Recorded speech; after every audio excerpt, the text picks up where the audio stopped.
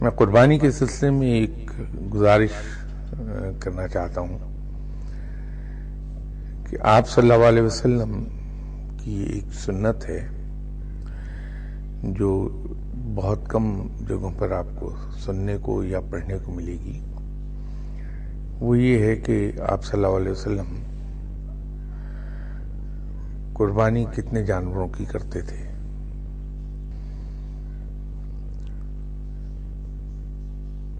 جو روایات ہیں وہ یہ ہیں کہ آپ صلی اللہ علیہ وسلم 3 جانوروں کی قربانی کرتے رہے ہیں۔ ایک بکرا یا دمبا آپ اللہ کی راہ میں ذبح کرتے تھے اپنے والدین اور عزیز و اقارب کی جانب سے۔ دوسرا جانور ذبح کرتے تھے اللہ کی راہ میں ان تمام مسلمانوں کی طرف سے جو قربانی کی استطاعت نہیں رکھتے، اور تیسرا جانور خود اپنی ذات مبارکہ کی طرف سے۔ ہم میں سے وہ صاحبان جو صاحب استطاعت ہیں اور وہ افورڈ کر سکتے ہیں، تو اگر وہ پسند کریں تو اس سنت پر عمل کر لیں، اور اسے اگر سنت سمجھ کے عمل کیا تو اس کا دوہرا ثواب ہو جائے گا۔ قربانی کا تو ہے ہی، پھر اپنے دوسرے بھائی جو دنیا میں موجود نہیں یا دنیا میں ہوتے ہوئے اس پوزیشن میں نہیں کہ قربانی کر سکیں، ان کی طرف سے قربانی کر دینے کا فعل اللہ کو بہت پسند آئے گا، اس کا ثواب، اور تیسرا خود جو اپنی طرف سے قربانی کر رہے ہیں۔ تو یہ تو قربانی، چونکہ کل عید قربان ہے تو آئی تھاٹ کہ شاید زیادہ بہتر ہو کہ اس چیز کو ہائی لائٹ آج کر دیا جائے۔ تو جن سوالوں کا ذکر میں کر رہا تھا اس میں پہلا سوال ان خاتون نے جو اٹھایا تھا وہ تھا عید میلاد النبی کے حوالے سے۔ تو انہوں نے یہ پوچھا تھا کہ عید میلاد النبی کا منانا بدعت ہے، سے منایا جانا چاہیے یا نہیں۔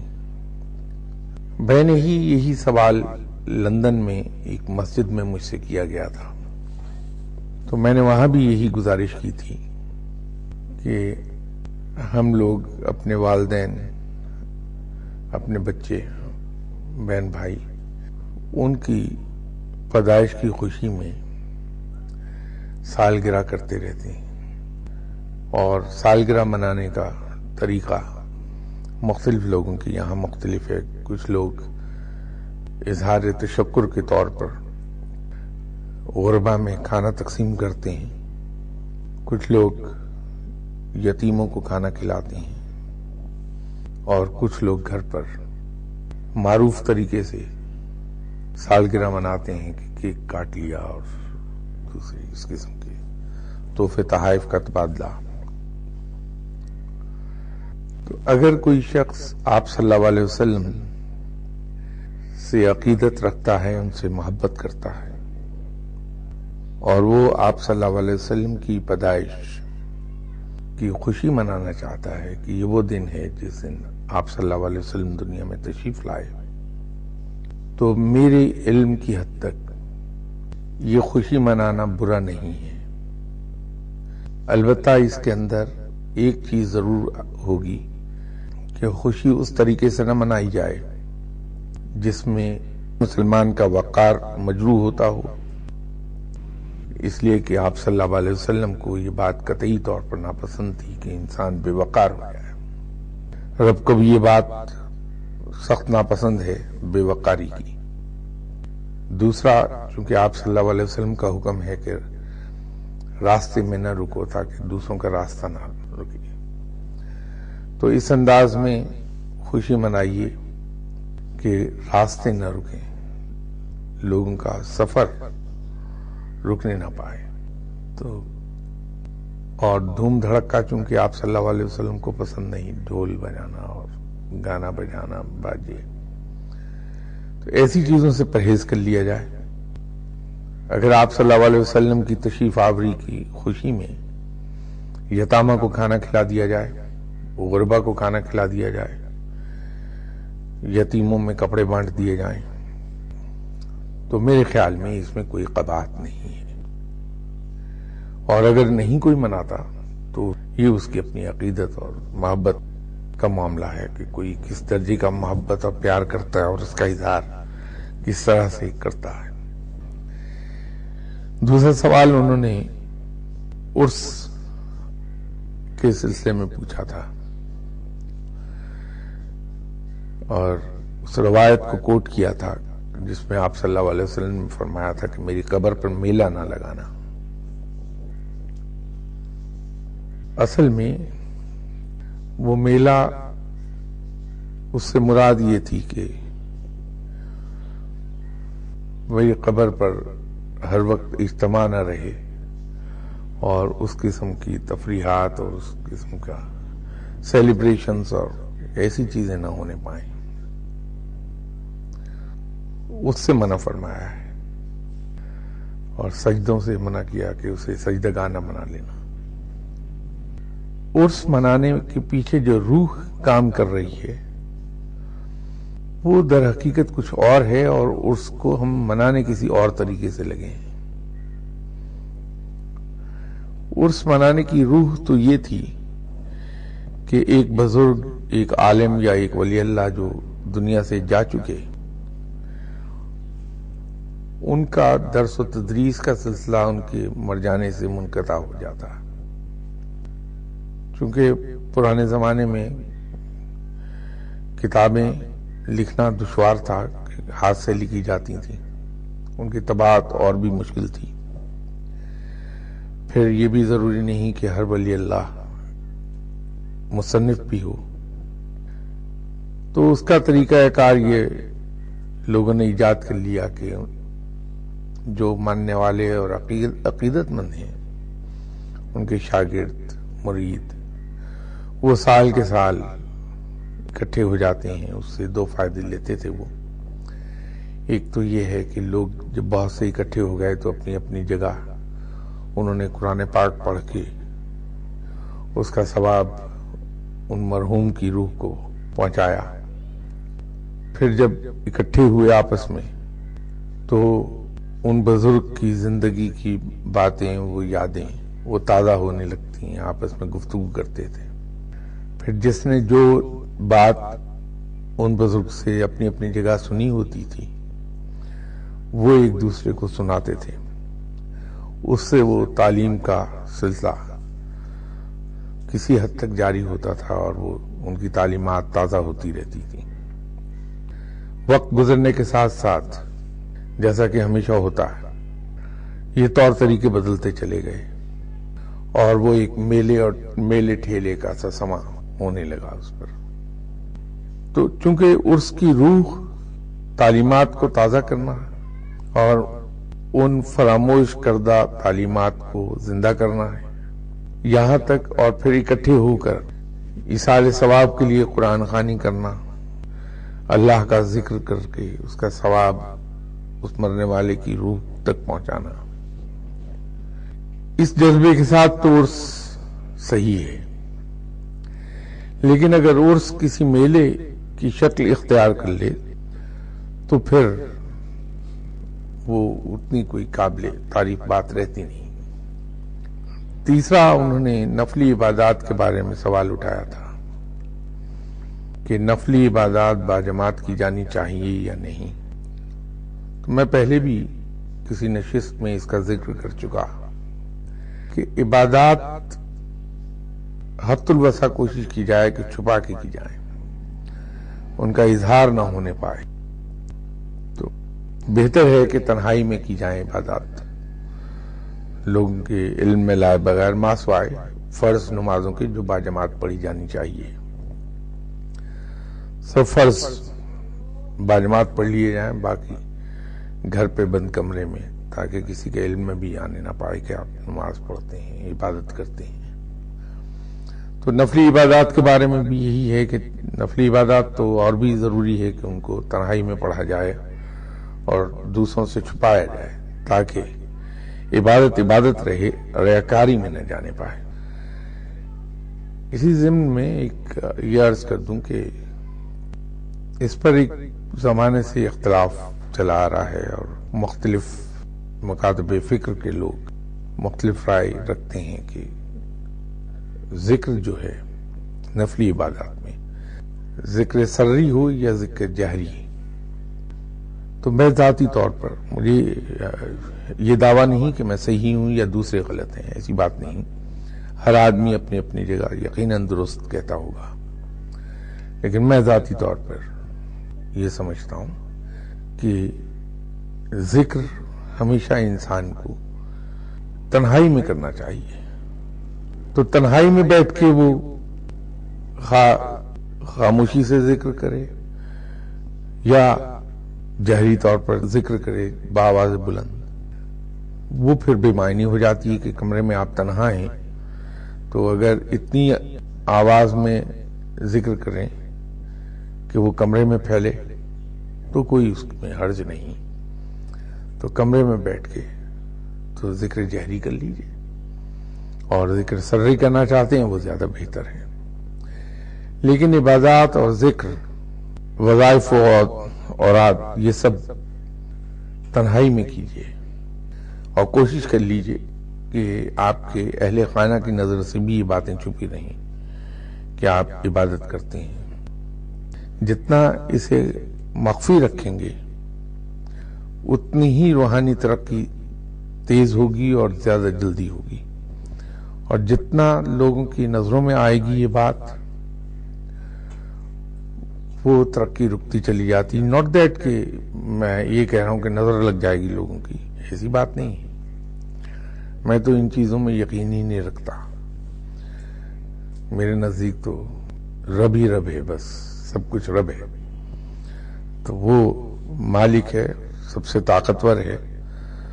تو اتنے طاقتور رب کا بندہ، ایسا رب جو سب سے زیادہ طاقتور ہے، تو اس کا بندہ اتنا کمزور کیسے ہو سکتا ہے کہ جادو، تعویذ اور نظر اور یہ سب چیزیں اس کا کچھ بگاڑ لیں؟ تو میں تو اس کو ماننے کو تیار نہیں، کیونکہ مجھے تو اپنے رب پر بے پناہ ناز ہے کہ وہ سب سے زیادہ طاقتور اور سب سے زیادہ قوت والا ہے، قادر مطلق ہے، اس کے حکم کے بغیر ایک پتہ نہیں ہل سکتا۔ تو ایسے رب کا بندہ اگر ہے تو پھر اسے فکر کیا ہے؟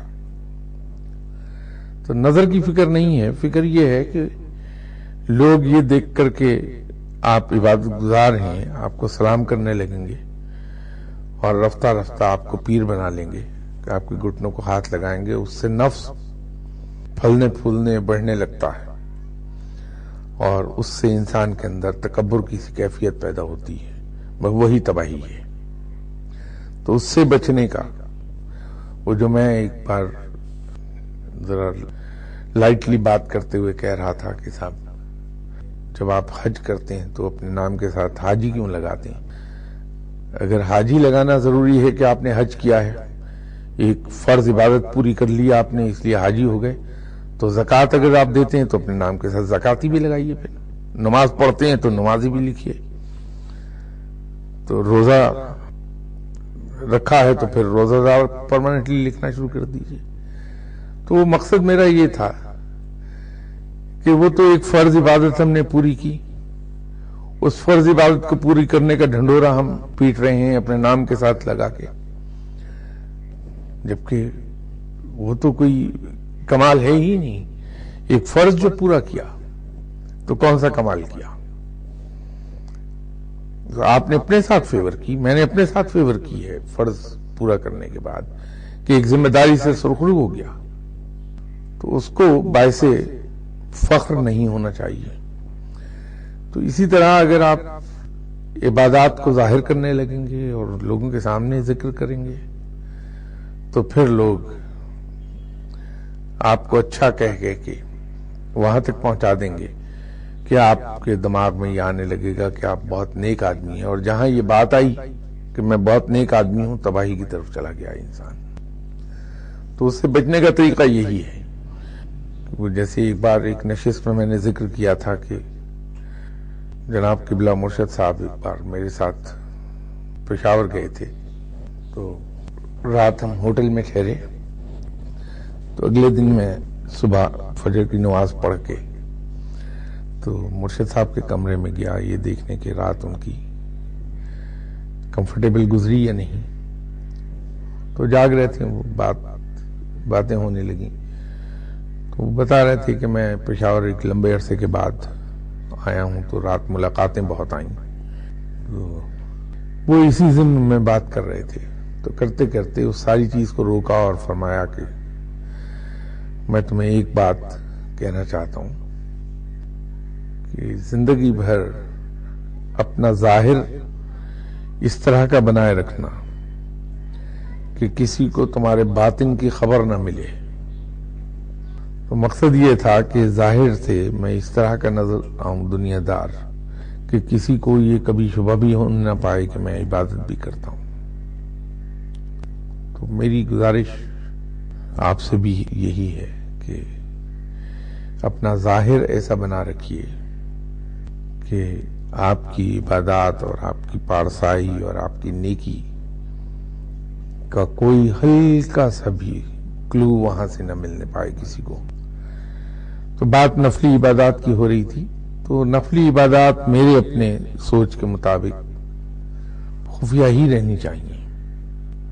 تو ان کو تنہائی میں کیا جائے تو زیادہ بہتر ہے.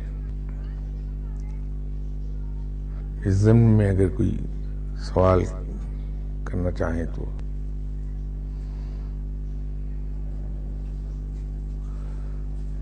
سر آپ نے ابھی فرمایا کہ اپنی جو پارسائی ہے نیکی ہے اس کو چھپا کے رکھنا چاہیے.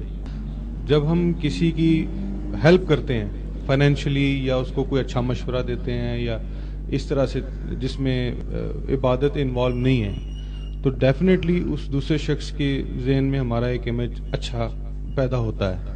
اور دوسری طرف ہمیں یہ بھی پتہ ہے کہ اگر ہمیں کسی کی اچھی بات پتہ ہے تو ہم اس کو پھیلائیں اس کے متعلق. تو وہ شخص اگر صحیح سٹینڈ پہ ہے تو وہ ہماری بات کو پھیلائے گا حکم کے مطابق. اور ہم نے زیادہ تر یہ کر سکتے ہیں کہ اسے درخواست کریں کہ وہ آگے کسی کو نہ بتائے. تو ڈیفینیٹلی وہ دوسرے تیسرے چوتھے آدمی کو بتائے گا اور آپ کا امیج بہتر ہوتا جائے گا دوسرے لوگوں میں. تو اس سے بھی تو نفس جو ہے اس کے پھلنے پھولنے کا احتمال ہے. سر اس کو کس طرح کنٹرول کیا جائے؟ دیکھیے اللہ تعالیٰ نے ایک عجیب و غریب بیلنس قائم کیا ہے.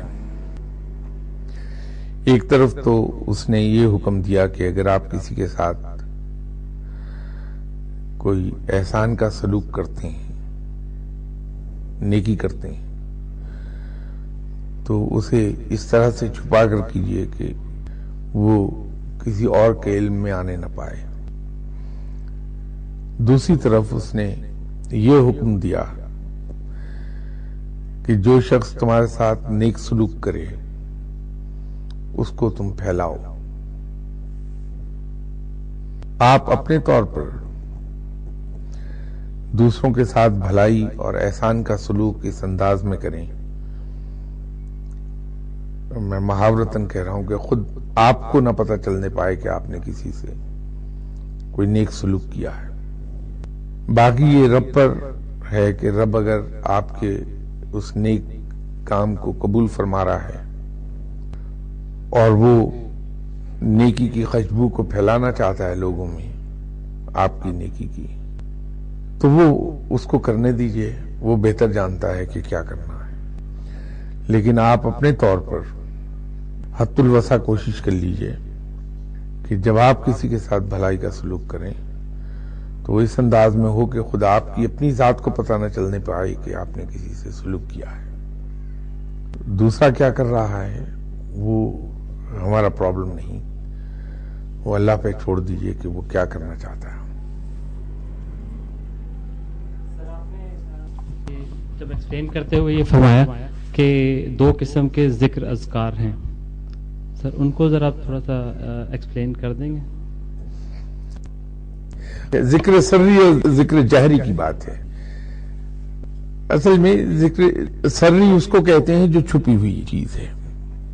تو جو ذکر آپ خاموشی سے دل میں کرتے ہیں، جس کی آواز پیدا نہیں ہوتی، وہ ذکر سری کہلاتا ہے. اور جس میں آواز پیدا ہو، جو دوسروں پر ظاہر ہو جائے، بلند ہو جائے، وہ ذکر جہری کہلاتا ہے. جیسے نماز کے اندر بھی ہماری 3 نمازوں میں تلاوت جہری ہے، فجر، مغرب اور عشاء. اس میں تلاوت جہری ہے، اور ظہر اور عصر میں سری ہے کہ اس میں امام صاحب فجر، مغرب اور عشاء میں بآواز بلند تلاوت کرتے ہیں، لیکن ظہر اور عصر میں وہ دل میں تلاوت کرتے ہیں. تو وہ ذکر سری اس کو کہتے ہیں جو آپ دل میں کر رہے ہیں، ذکر جہری اس کو کہتے ہیں جو بآواز بلند کر رہے ہیں.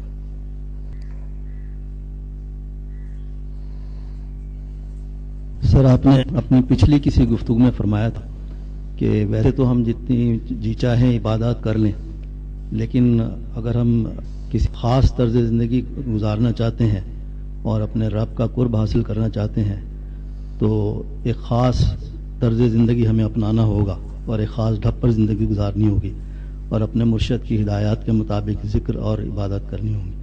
تو سر، اس سلسلے میں ہم آپ کی رہنمائی چاہتے ہیں. اس کی تھوڑی سی ایکسپلینیشن میں آپ سے عرض کر دوں کہ وہ خاص ڈھب سے مراد یہ نہیں تھی میری کہ آپ سبز چوغا پہن لیں اور گلے میں مالا ڈال لیں، ہاتھ میں تسبیح ہو، ایک ہاتھ میں دوسرے ہاتھ میں ڈنڈا ہو. اور خاص ڈھب کی زندگی جب میں آپ سے عرض کرتا ہوں تو وہ یہ ہے کہ آپ دین کو بھی لے کے چلیے اور دنیا کو بھی ساتھ ساتھ لے کے چلیے. جو دنیاوی فرائض ہیں ان کو اس انداز میں پورے کیجئے کہ آپ نے اس کا اللہ کو کل کو جا کے جواب دینا ہے. اس میں کہیں کوئی کوتاہی نہ رہ جائے، کوئی کسر نہ باقی رہ جائے. آپ کی فیملی آپ کی ذمہ داری ہے، اللہ تعالیٰ نے اس کی کفالت آپ کے ذمہ دی ہے. تو آپ ان کو اپنے وسائل میں رہتے ہوئے حد الوسع کوشش کیجئے کہ جو بہترین زندگی ان کے لیے پیدا کر سکیں وہ کر دیجئے. ان کو ایک اپنے وسائل میں رہتے ہوئے، یہ میں دوبارہ ریپیٹ کر رہا ہوں، وسائل سے باہر مت جائیے، وسائل کے اندر رہتے ہوئے ان کو ایک کمفرٹیبل اور ریزنیبل لائف ملنا چاہیے. یہ ان کا حق ہے اور آپ کی ذمہ داری ہے. آپ کے پیرنٹس، ان کی دیکھ بھال، ان کی خدمت، آپ کے بہن بھائی، عزیز رشتہ دار، یہ ان سب کے حقوق ہیں. تو ہم کہیں روحانیت حاصل کرتے کرتے ان فرائض کو نہ بھول جائیں، کہیں اس میں کہیں ہم سے کوتاہی نہ ہونے پائے، یا دین کی خدمت کرتے کرتے کہیں ہم اپنے فرائض سے غافل نہ ہو جائیں. یہ فرائض ہمیں ادا کرنے ہیں اور اس کے لیے ہمیں اللہ کو کل کو جواب دینا ہے. آپ اپنے فرائض کو حد الوسع کوشش کر لیجئے کہ پورے کر لیں. اسی طرح جو فرض عبادات ہیں اس کے لیے ہمیں اللہ کو جواب دینا ہے. تو فرض عبادات پہلے پوری کر لیں ہم، اس کے بعد پھر نفلی عبادات کی طرف جائیں. جب اس سٹیج سے ہم آگے نکل جائیں تو پھر ایک اور سٹیج شروع ہوتی ہے. وہ یہ ہے کہ سوشل لائف ہماری، یہ نجی لائف تھی، اس کے بعد اب سوشل لائف کی سٹیج آ جائے گی. تو اس میں سب سے پہلی احتیاط اگر ہم یہ کر لیں کہ ہم کسی کا حق نہ ماریں، کسی کے حق تلفی نہ کریں، ہم کسی کے ساتھ ناانصافی نہ ہونے پائے ہمارے ہاتھوں، یہ ہم انشور کر لیں. تو جب ہم یہ کرنا شروع کر دیں تو پھر اس سے اگلی سٹیج پر ہم چلے جائیں کہ لوگوں کے ساتھ ہم ایثار کا سلوک کرنا شروع کر دیں. لوگوں کے لیے ایثار اور قربانی کرنا شروع کر دیں. اپنی ضروریات کو میں اپنی سے جب میں کہتا ہوں تو میری مراد ذاتی ہے. بیوی بچوں کی ضروریات کو نہ روکیے، وہ حقوق میں آ جائے گا. اپنی ضروریات کو ہم روک لیں، اپنے آرام کو ختم کر دیں، اپنی تفریح کو ختم کر دیں اور دوسروں کے کام آ جائیں. ہم ان کے لیے بہتری کا سلوک پیدا کریں. اور جب ہم اسے عادتاً کرنے لگیں، یہ ہماری فطرت ثانیہ بن جائے، تو پھر ہم احسان کے درجے پر جائیں کہ لوگوں کے ساتھ ہم احسان کا سلوک کرنے لگیں. اور اپنی ڈکشنری میں سے آپ 2-4 لفظ نکال دیجئے. ایک تو بدلہ اور انتقام. یہ اپنی ڈکشنری سے بالکل نکال دیجئے. کوئی شخص کیسا ہی آپ سے برا سلوک کیوں نہ کر رہا ہو، اسے تہ دل سے بغیر اس کے معافی مانگے معاف کر دیجئے. اللہ کے بہت قریب ہو جائیں گے آپ. گلے شکووں سے زبان بند کر لیجئے. کسی شخص کے بارے میں دل میں کوئی گلہ یا کوئی شکوہ نہ آنے پائے. دل کو ہمیشہ آپ آئینے کی طرح صاف رکھیے، کوئی میل نہ رہے اس پر. یقین کیجئے کہ اللہ کے بہت قریب چلے جائیں گے آپ. زبان سے جب بھی کسی کے بارے میں کوئی بات نکالیں تو تعریف ہی ہو، کسی کا عیب بیان نہ کرنے پائیں ہم. اللہ کو بہت پسند آئے گی یہ بات. تو اگر یہ ان چیزوں پہ عمل کر لیا آپ نے، چھوٹی چھوٹی چیزیں ہیں، تو دنیا بھی آپ کی ہے اور دین بھی آپ کا ہے. انشاءاللہ تعالیٰ کہیں کوئی فیلئر نہیں آئے گا آپ کو زندگی میں انشاءاللہ. یہ کوئی زیادہ دشوار کام نہیں ہے، اس پہ بڑی آسانی سے عمل ہو جاتا ہے، اسے کوئی مشکل نہیں. تو اللہ کی قربت تو خود بخود حاصل ہو جائے گی. اللہ آپ کو اپنے قریب کر لے گا. تو اس پہ کوشش کیجئے کہ عمل کر لیں. سر آپ کی اسی بات کو آگے تھوڑا میں کوشچن کروں گا اس پہ. سر مجھے جب کوئی گالی دیتا ہے تو میں اس کو ٹال بھی دوں، میں اس کو ہنس کے اس کو رپلائی بھی کر دوں، لیکن وہ سارا ضبط کا معاملہ ہے کہ میں اس کو ضبط کر کے یہ کر رہا ہوں. جو میرے دل میں ضبط جو پیدا ہوا ہے سر، وہ کسی اس کے رد عمل کے طور پہ پیدا ہوا. وہ جو میل دل کے اندر ہے اس کے طور پہ وہ ضبط پیدا ہوا ہے. دل میں تو میرے یہ چیز ہے نا کہ اس نے میرے ساتھ ایک مجھے برے الفاظ میرے لیے استعمال کیے ہیں. وہ واش کرنا ایٹ لیسٹ میرے اختیار میں تو نہیں ہے، اور میرا خیال ہے بہت سے میرے جیسے عام انسانوں کے اختیار میں نہیں ہوتی کہ جس نے مجھے برا تو کہا ہے، آلدو میں اس کو معاف کر رہا ہوں، لیکن اس نے برا تو کیا ہے میرے ساتھ. تو وہ میل ہی ہے نا سر دل میں، اس کی واشنگ کس طرح ہوگی سر؟ شروع میں تو یقیناً یہی کیفیت رہتی ہے، کیونکہ یہ انسانی فطرت میں ہے یہ بات. لیکن وقت کے ساتھ ساتھ جب آپ اس پہ عمل کرتے رہتے ہیں تو جہاں دل کے اندر یہ خیال آیا کہ ٹھیک ہے میں نے اسے معاف کر دیا، لیکن اس نے تو مجھے گالی دی تھی، تو فوراً اپنے آپ کو انسان سمجھاتا ہے کہ نہیں، جب میں نے اسے معاف کر دیا تو اسے یاد رکھنے کا کیا کام ہے. یہ چیز تو یاد بھی رہنی نہیں چاہیے، کیونکہ اگر اسے میں نے یاد رکھا تو معاف کرنے کی نیکی ضائع ہو جائے گی. تو جب انسان اپنے آپ کو یوں بار بار سمجھانے لگتا ہے تو وقت گزرنے کے ساتھ ساتھ یہ چیز پختہ ہوتی جاتی ہے، اور ایک وقت آتا ہے کہ دل سے ہی نکل جاتی ہیں یہ سب چیزیں.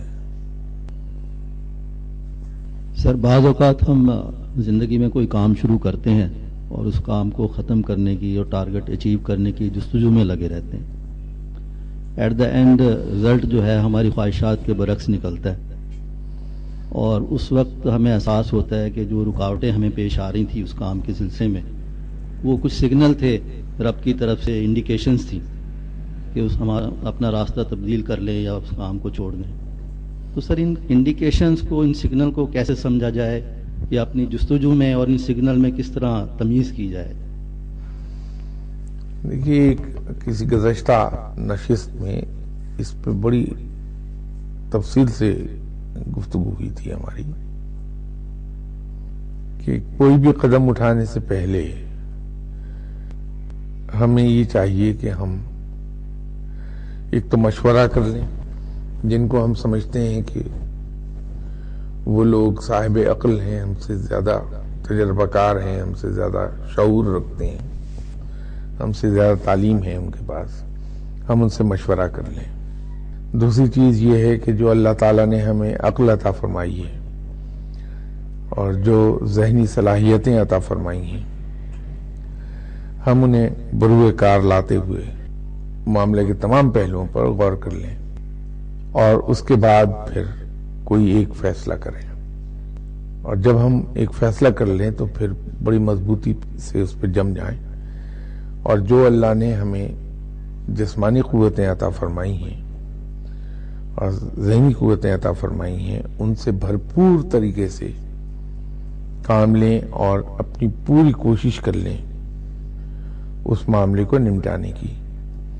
اور جب ہم نے کوشش کر لی تو نتیجہ اللہ پر چھوڑ دیا جائے کہ پروردگار ہماری ان کوششوں کے نتیجے میں ہمیں کیا عطا فرماتا ہے، یہ اس کا فیصلہ ہے، اور اس کے ہر فیصلے کو بڑی ہنسی خوشی قبول کر لیا جائے۔ جہاں تک رکاوٹوں کی بات ہے تو رکاوٹیں تو ہر معاملے میں کوشش کرتے ہوئے آئیں گی، کوشش آدمی کرتا ہی وہاں ہے جہاں رکاوٹیں ہوتی ہیں، تو ان کو انڈیکیٹرز کے طور پر لینا وہ میرے خیال میں مناسب نہیں، کیونکہ کوئی ایسا معاملہ نہیں ہوگا جس میں آپ کو رکاوٹیں نہ آئیں، دقتیں پیش نہ آئیں۔